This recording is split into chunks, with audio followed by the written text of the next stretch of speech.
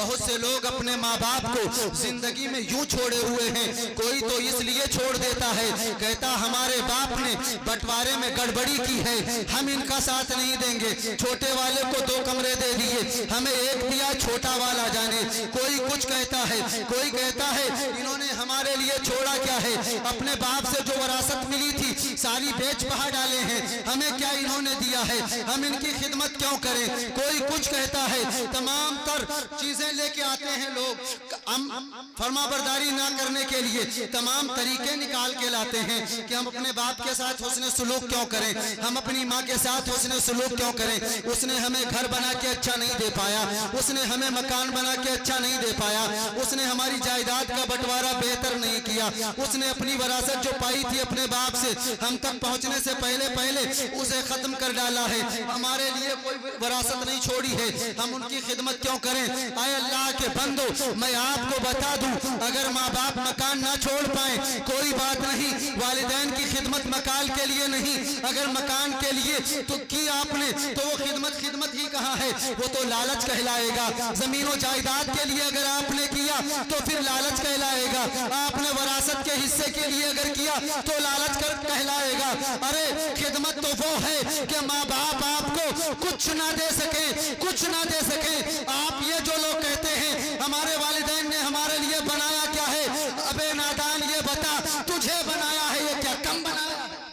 वाह वाह माशाअल्लाह, नारे तकबीर, नारे रिसालत, मसलके आला हजरत, फैजाने आला हजरत, सुभान अल्लाह सुभान अल्लाह। उन्होंने कुछ बनाया हो ना बनाया हो, तुझे बनाया है, इंसान बनाया है, तरबियत दी है। ये सर्दी का मौसम है, निघासन मोटरसाइकिल से जाना आदमी को दुश्वार है, जिसके बिस्तर पे 1 गिलास पानी गिर जाए वो बंदा रात को सो नहीं पाएगा, उसे नींद नहीं आएगी, पूरी रात जागता रहेगा। और अल्लाह के बंदो देखो, गौर करो, तवज्जो करो, देखो तो जरा, अगर आप अपने हालात से नहीं वाकिफ हैं तो अपने बच्चों के हालात देखिए। अगर आपके घर में बच्चे हैं तो आप अपने बच्चों से ये सीख लीजिए कि आपके नन्हे मुन्ने बच्चे आजकल इन सर्दियों के जनवरी के मौसम में इतनी ठिठुरती हुई सर्दी के अंदर जब आपका बच्चा पेशाब करता है तो आपकी सौजा जो होती है वो करवट बदल देती है, बच्चे को दूसरी जानिब कर देती है, खुद दूसरी तरफ लेट जाती है। यहाँ तक कि अगर बच्चा कई जगह पेशाब कर देता है, पेशाब कई जगह जब हो जाती है और बिस्तर पूरा गीला हो जाता है तो फिर माँ क्या करती है, माँ उस गीले बिस्तर पे लेट करके अपने नन्हे मुन्ने नौनिहाल बच्चे को, अपने लखते जिगर को, अपने जिगर के टुकड़े को अपने सीने के ऊपर लाद लेती है और कहती है बेटा मैं गीले में सो लूंगी, तुझे गीले में नहीं सोने दूंगी। फिर अब याद करो उस जमाने को जिस माँ ने ठिठुरती हुई सर्दियों के अंदर, जब किसी कमरे के अंदर ब्लोवर नहीं लगे थे, जब कमरे लाक नहीं हुआ करते थे, ऐसे घर बने हुए थे जिनके अंदर चार जानिब से हवाएं सरायत कर जाया करती थी, चार जानिब से हवाएं आया करती थी, पल्लू उड़ा करते थे, घरों के अंदर दरवाजे नहीं होते, पर्दे पड़े होते थे, हवाएं चलती, हवाएं अपनी ताकत के जोर से पर्दों को उड़ा देती और हवा कमरों के अंदर, घरों के अंदर घुस जाया करती थी। ऐसी सर्दी में माओ ने हमें सर्दियों से बचाया है, गीले बिस्तरों से बचाया है, न जाने कितनी गंदगियां हमारी साफ की हैं, मगर हमें दुनिया के सामने सुथरा पेश किया है। हमारी माँ, हम किसी रंग के पैदा हो गए हो, दुनिया पसंद करती हो ना पसंद करती हो, लूले हो, लंगड़े हो, काने हो, अंधे हो, काले हो, नाटे हो, जैसे भी हो, दुनिया कहती है नाटा जा रहा है, दुनिया कहती है कलवा जा रहा है, दुनिया कहती है लंगड़ा जा रहा है, दुनिया कहती है अंधा जा रहा है, दुनिया कहती है काना जा रहा है, दुनिया कुछ कहती है, मगर माँ क्या कहती है, मेरा चांद सूरज जा रहा है, मेरा सितारा जा रहा है, मेरा चिराग जा रहा है, मेरे दिल का राज जा रहा है। आप सोचो, जिसे दुनिया इज्जत नहीं देती माँ उसे इज्जत देती है, जिसे लोग कद्र नहीं करते माँ उसकी कद्र करती है। माँ अपने काले बेटे को भी सूरज से तशबीह देती है, चांद से मिसालें पेश करती है, तो फिर अगर उसकी खिदमत ना कर पाए तो किसकी खिदमत करेंगे हम? क्या बात है भाई, जिंदाबाद जिंदाबाद। अगर उसकी भी खिदमत ना ना कर सके तो किसकी खिदमत करेंगे? अल्लाह के रसूल सल्लल्लाहु अलैहि वसल्लम एक रोज मस्जिद के अंदर सहाबा इकराम के झुरमुट में तशरीफ फरमा है। इतने में एक दरवाजे पे आपके दरवाजे पर मस्जिद के दस्तक हुई।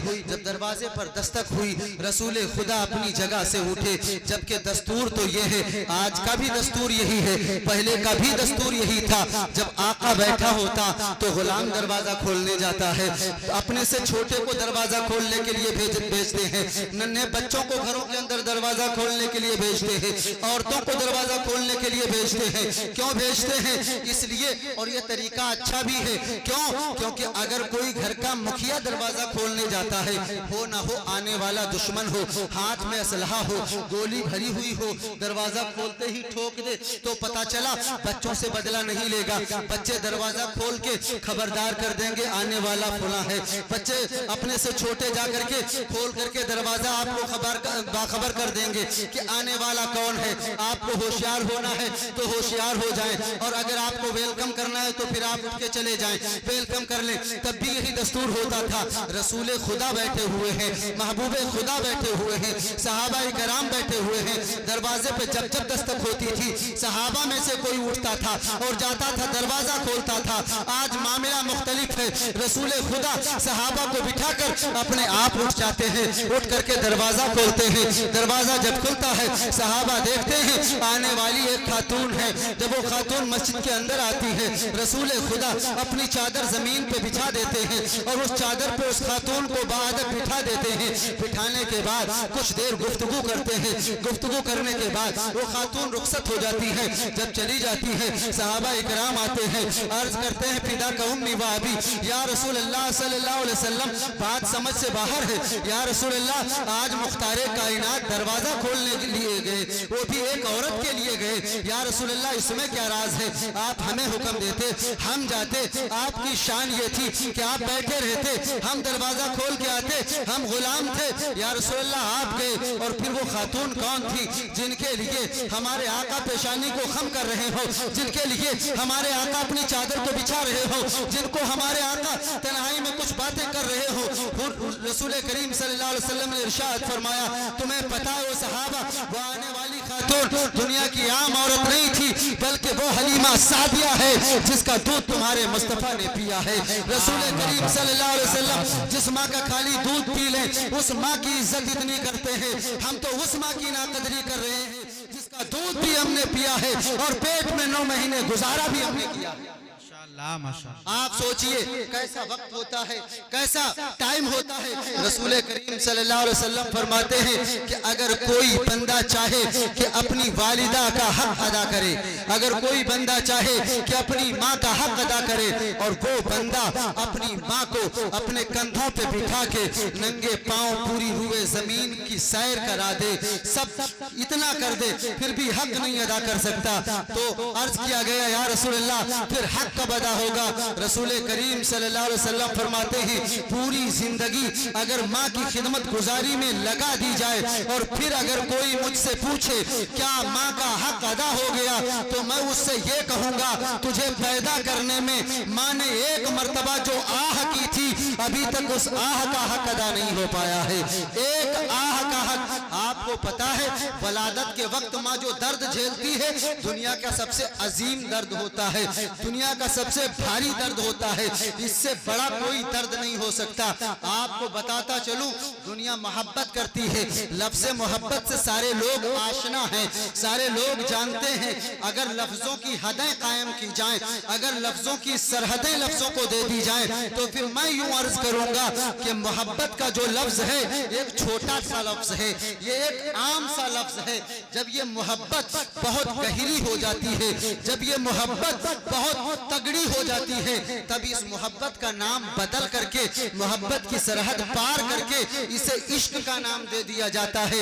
और जब इश्क अपनी गहराइयों को तय कर लेता है, अपने पूरे असफार तय कर कर लेता है, जब इश्क अपनी हदों को पार करता है, तो फिर आगे वाली हद का नाम जुनून होता है, उसे जुनून कहते हैं। और जब जुनून अपनी हदों को पार करता है, वो जब जुनून अपनी सरहदों को पार कर लेता है, जब वो अपनी हदों को पार करके आगे बढ़ता है, तो उस मकाम को ममता कहते हैं। और वो ममता दुनिया के किसी शख्स के पास नहीं सिवाय माँ के मिल सकती है। नारे तकबीर, नारे रिसालत, मसलके आला हजरत, फैजाने आला हजरत, अजमते वालिदैन, अजमते वालिदैन। सुभान अल्लाह, सुभान अल्लाह, जिंदाबाद जिंदाबाद, माशाअल्लाह। तो माँ ये चीज है, आप देखें, गौर करें कि हमारी माओ के कितने योगदान हैं हमारी जिंदगी में। एक माँ ही वो होती है जो बगैर लालच हमसे मोहब्बत करती है। एक माँ होती है जो बिना लालच के घरों में 18 साल 20 साल के बिगड़े हुए नौजवान, गौर करें, देखें अपनी जिंदगियों में, जब वो बिगड़ जाएं, वो काम ना करें, पैसे ना कमाएं, दुकान पे ना जाएं, खेत में ना जाएं, तो बाप डंडे लेके उन्हें ढूंढते हैं। कोई कहता है इसको अलग कर देंगे, कोई कहता है इसे भगा देंगे, कोई कहता है इसकी शादी नहीं करेंगे, कोई कहता है इसे हिस्सा नहीं देंगे। और माँ हर हाल में अपने लाल को बचाने की कोशिश करती है। माँ हर हाल में अपने लाल के साथ खड़ी होती है। माँ हर मरहले पे मदद करती है अपने बेटे की। अच्छा है तब भी करती है, बुरा है तब भी करती है। हर हाल में अगर कोई साथ आपके साथ बेलौस बगैर लालच के खड़े होने वाली है, तो वो माँ होती है। और लोग उसकी नाकदरी करते हैं जिसकी दुआओं से कायनात चल रही है।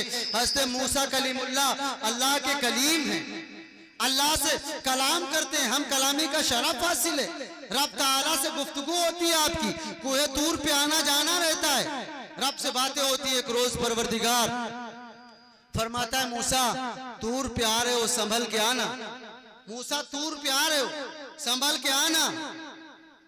हज़रत मूसा अर्ज करते हैं बारी ताला हमारा तो एक अरसा गुजर गया आते आते, एक जमाना गुजर गया आते आते।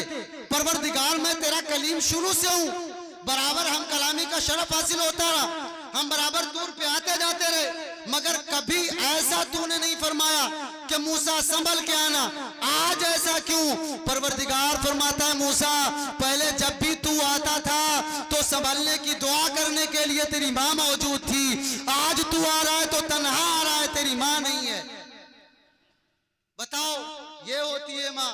अगर नबियों को माओ की दुआओं की जरूरत है तो हमें कितनी होगी, अगर नबियों को दुआओं की जरूरत है तो हमें कितनी दुआओं की जरूरत होगी। मगर आज का नौजवान है कि वालिदैन से बेजार है, वालिदैन से परेशान है, वालिदैन से जुदा होना चाहता है और जुदा हो भी रहा है, नाकदरी करता है, बुराई बतलाते हैं लोग इधर उधर। वालिदैन हमारे साथ क्या करते हैं? वालिदैन हमारे लिए अपना आप खो देते हैं, वालिदैन हमारे लिए अपनी जवानी कुर्बान कर देते हैं, वालिदैन हमारे लिए अपने चेहरों पर झुर्रियां ले आते हैं, वालिदैन की आंखों की बीनाई जो कम पड़ती है उसके जिम्मेदार हम होते हैं, वालिदैन के बाल अगर जवानी में सफेद होने लगते हैं तो उसके जिम्मेदार हम हैं, वालिदैन अगर टेंशन में ब्लड प्रेशर के मरीज बन जाते हैं तो उसके जिम्मेदार हम हैं। क्यों? वालिदैन हमारे लिए सोचते हैं, वालिदैन हमारी फिक्रें करते हैं, वालिदैन हमारे लिए अपने आप को तबाह कर देते हैं। आप सोचिए वो नौजवान लहलहाता हुआ खिलता हुआ चेहरा जिसकी 20 साल की जवानी है, 20 साल की जवानी पे शादी हो जाती है, शादी से पहले एक से एक चश्मे, एक से एक कैप, एक से एक कैप जूते, एक से एक कपड़े, ब्रांडेड बनियाने, ब्रांडेड जो है टी शर्टें पहनने वाला नौजवान, बेहतरीन इत्र और खुशबू लगाने वाला नौजवान जब 22 साल की उम्र पे बाप बन जाता है, तवज्जो कीजिएगा, जब 22 साल की उम्र पर बाप बन जाता है, वो खिलती हुई जवान औरत जो फूल सी बच्ची थी अपने माँ बाप की, जब वो 20 साल की उम्र पे माँ बन जाती है, फिर अभी तक वो ये सोचती थी मार्केट जाएंगे तो अब की ऐसा जैकेट लाएंगे, मार्केट जाएंगे तो अब की ऐसा स्वेटर लाएंगे, मार्केट जाएंगे तो अब की ऐसी जर्सी लाएंगे। वो अब 20 और 22 साल की जवानी में ये सोच बदल जाती है उसकी। अब वो ये सोचना शुरू कर देती है अगर हम निगासन गए तो इसके लिए 3 जोड़ी कपड़े लाएंगे, इसके लिए लाएंगे। अपनी बात खत्म हो गई, अपनी सोच खत्म हो गई। अगर कहीं जाते शॉपिंग करने के लिए बच्चों की चीज समझ में आने लगती है, अपने कपड़े हटाओ, नहीं खरीदने, अपने नहीं खरीदने। अपने आप को दर्द होता है तो बर्दाश्त कर लेती है, और बच्चों की एक आह बर्दाश्त नहीं होती है, एक आह मां से बर्दाश्त नहीं होती है। अगर आप देखिए नन्हा बच्चा घर में हो तो माँ क्या करती है, बाप एक चोट काम को चला जाएगा, सोचेगा कि चलो शाम को आते हैं देख लेते हैं, लेकिन दोपहर में वो औरत जीना मुहाल कर देगी, कॉल पे कॉल करेगी, आओ देर हो रही है, हमारे बच्चे को दिखा के लाओ, हमारा बच्चा आज सांस कम ले रहा है, हमारा बच्चा आज दूध कम पी रहा है, हमारा बच्चा आज आंखें नहीं खोल रहा है, हमारा बच्चा आज सुस्त है, हमारा बच्चा आज जो है शरारत नहीं कर रहा है। अगर बच्चा शरारत भी ना करे माँ तब भी परेशान होने लगती है। आप सोचें ये हस्ती है माँ की, ये जात है माँ की, ये जात है वालिदैन की। बाप भी कोई कम दर्जा नहीं रखता है, बाप भी एक बहुत बड़ा दर्जा रखता है। आपको मालूम है आज का दौर पैसे की फरावानी का दौर है। पैसा इतना है कि लोग दिन में नहीं, महीने में नहीं, घंटों में पैसा कमा रहे हैं। घंटों की कीमत लग रही है कि एक घंटे का कितना कमाएगा कौन शख्स, कितना कमा लेगा एक घंटे में, इतना पैसा लोगों के पास है। लेकिन आज से सिर्फ 30 साल 25 साल पहले का दौर ऐसा दौर था जब 30-40 रुपए डेली की मजदूरी होती थी। 30, 25, 30, 35, 40 रुपए डेली की मजदूरी।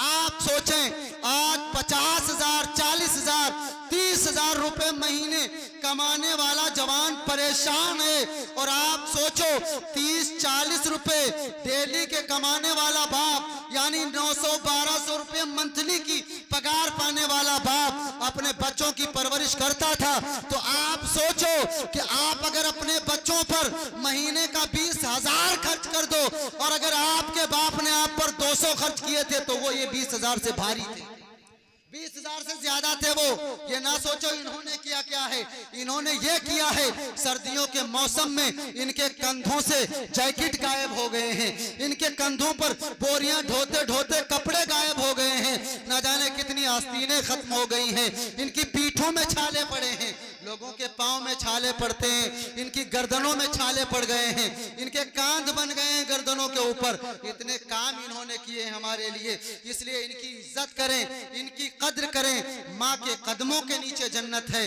बाप जन्नत का दरवाजा है। आप समझ जाइए बात को कि अगर आपके माँ बाप दोनों हैं या दोनों में से कोई एक मिले तो उसे गनीमत जानिए। जैसे गनीमत का माल नहीं होता है, जानो कि मिल गया है हमें, और जान करके उनकी कद्र करें, उनकी इज्जत करें, उनका एहतराम करें। और अगर जिनके वालिदैन दुनिया से चले जाएं, हुजूर अकरम सल्लल्लाहु अलैहि वसल्लम की बारगाह में पूछा गया, या रसूलल्लाह जब माँ की इतनी अजमत है तो अगर जिनकी माएँ नहीं रही वो क्या करें? अब हमारी समझ में आया कि हम सुलूक करें, लेकिन माँ नहीं है। अब हम समझदार हुए कि माँ की कद्र क्या थी, अब हम क्या करें? रसूल करीम ने इरशाद फरमाया, फिर माँ की वो औरतें जो सहेलियां थी या बहनें थी उनके साथ अच्छा सुलूक करें, उनके साथ बेहतर सुलूक करें। आपको माँ के साथ सुलूक करने का सवाब दिया जाएगा। खालाओं के साथ अच्छा सुलूक करें, उन खवातीन के साथ अच्छा सुलूक करें जो माँ की सहेलियां रहा करती थी, माँ जिन्हें अपने दिल में रखा करती थी, माँ जिनसे मोहब्बत किया करती थी। एक जोड़ी ईद बकरीद को कपड़े उनके बना दें आप, माँ को कपड़े बनाने का सवाब आपको मिल जाएगा इंशाअल्लाह। इसलिए वालिदैन अगर हयात हैं तो उनकी कद्र करें, और अगर नहीं रहे तो उनके लिए दुआए मगफिरत करें, और आप अच्छे अमल करें। नौजवानों से पुरखुलूस गुजारिश ये है कि जिनके माँ बाप हयात हैं वो अपने माँ बाप की इज्जत करें, उनकी कद्र किया करें। ये हमारे लिए वो दो हस्तियां हैं दुनिया के अंदर, वो खंबे हैं जो हमारी इमारत को कभी गिरने नहीं देते, और इनकी दुआएं ही हमें कामयाब करती हैं, इनकी आहें हमें नाकाम भी कर सकती हैं। अल्लाह के रसूल फरमाते हैं, अगर बादे खुदा किसी और को सजदा करने का मैं हुक्म देता तो मैं ये देता कि औलादें अपनी माँ को और बीवियां अपने शौहरों को सजदा किया करें। अगर हुक्म देता तो, हुक्म है नहीं, अगर देता तो हुक्म ये होता कि बादे खुदा अगर सजदा करने का हुक्म होता तो अब इससे बढ़कर बात क्या हो सकती है? कि सजदे का अगर हुक्म होता तो माँ को सजदा किया जाता। इतनी इज्जत करनी चाहिए, उन्हें उफ तक नहीं करना चाहिए। और ध्यान रहे इस बात का, लोग कह देंगे कि मौलाना आपने कहा कि उफ ना करो और गलती ये करते हैं, तो बात सही है। आपकी उम्र में हम भी देख रहे हैं, वालिदैन हमारे भी बूढ़े हैं, गलतियां इनसे होती हैं, लेकिन ये है क्यों होती हैं? क्योंकि इनकी उम्र ऐसी हो जाती है जहां पर ज़हनो दिल बेहतर काम नहीं करता, बेहतर काम नहीं करता। तो आपको इन्होंने तो इस तरह माफ किया था, आपने अगर इनको 20 साल 15 साल आपको इन्हें देखना है आखिर उम्र में, तो इन्होंने 20 साल आपको देखा है और आप उसी कैफियत में थे जिस कैफियत में ये हैं आज। आपका भी दिमाग काम नहीं करता था, बेहतर क्या है बुरा क्या है। आप वो गलतियां करते थे और वो उन्हें सुधारने की कोशिश करते थे। आप गलतियां करते थे, वो सुधारने की कोशिश करते थे। एक छोटा सा वाकया है कि एक बाप लेटा है, बूढ़ा है, अपने बिस्तर पे लेटा है, ज़ईफ़ी है, बहुत बुजुर्ग है, और वो अपने बेटे को बुलाता है और दीवार पे बैठे हुए एक परिंदे के बारे में पूछता है कि बेटा ये बताओ ये परिंदा कौन है। तो मिसाल के तौर पर जो परिंदा था कहा ये तोता है। कहा अच्छा ठीक है। थोड़ी देर के बाद फिर बेटे को हाथ लगाता, तो कहता बेटा ये बताओ ये क्या है। तो कहता अभी हमने बताया ना कि ये तोता है। कहा अच्छा ठीक है तोता है। थोड़ी देर के बाद वो बाप फिर कहता है बेटा ये बताओ ये जो परिंदा बैठा है दीवार पे ये क्या है। तो नौजवान बिगड़ जाता है यार, एक दफा बता दिया, दूसरी दफा बता दिया, अब कितनी दफा पूछोगे अब्बा क्यों परेशान कर रहे हो, इतनी बार बताया है, तुम्हारी समझ में नहीं आता कि ये परिंदा तोता है।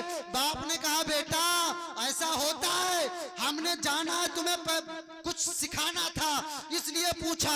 मैं ये तोता जान रहा था कि तोता है, तूने पहली दफा बताया मैं जान गया ये तोता है। कहा फिर अब्बा हमें परेशान कर रहे थे। कहा नहीं, आजमा रहा था कि देखूं जो सब्र मेरे अंदर है वो तेरे अंदर है कि नहीं है। आए बेटे एक टाइम था, यही घर था, यही चारपाई थी, तू नन्हा था मैं जवान था, तू मुझसे पूछता था अब्बा ये क्या है, मैं कहता गया तोता है, तू पूछता गया क्या है, मैं बताता गया तोता है, तू पूछता गया क्या है, मैं बताता गया तोता है। तूने 100 दफा पूछा, मैंने 100 दफा बताया, मैंने डांटा नहीं था, मगर बेटे तू 3 बार में उगता गया है। क्या बात, 3 दफा में उगता गया है। मैं तो 100 दफा में नहीं उगताया, तो पूछता रहता, हम बताते रहते, हमें मजा आता था बताने में और तुझे बुरा लग रहा है बताने में। तो दोस्तों ये याद रखो कि ये हमारे वालिदैन हैं, इन्होंने हमारा वो बचपना झेला है जिसमें हम गलतियां ही गलतियां करते थे, ऐब ही ऐब करते थे, नुकसान ही नुकसान करते थे, शरारत ही शरारत भरी हुई थी हमारे अंदर और सब कुछ बर्दाश्त करते थे। माँ जानती थी बच्चे की गलती है, फिर भी हमारे लिए लड़ जाया करती थी। माँ अब हमारी गलतियों को अपने ऊपर ले लिया करती थी। ऐसी होती हैं माएँ, ऐसे होते हैं बाप, ऐसे होते हैं वालिदैन। खुदारा इनकी इज्जत करें, इनका अदब करें, इनका एहतराम करें। परवरदिगार आलम की बारगाह में दुआ है मौलाए कदीर हम सबों को इन चंद बातों पर अमल खैर की तौफीक अता फरमाएं। उफ़्फ़िन वला तनहरहुमा वक़ुल लहुमा क़ौलन करीमा, इन्हें उफ़ तक ना कहें बल्कि जब बात करें तो नरमी के साथ बात करें। अस्सलामु अलैकुम व रहमतुल्लाहि व बरकातहू।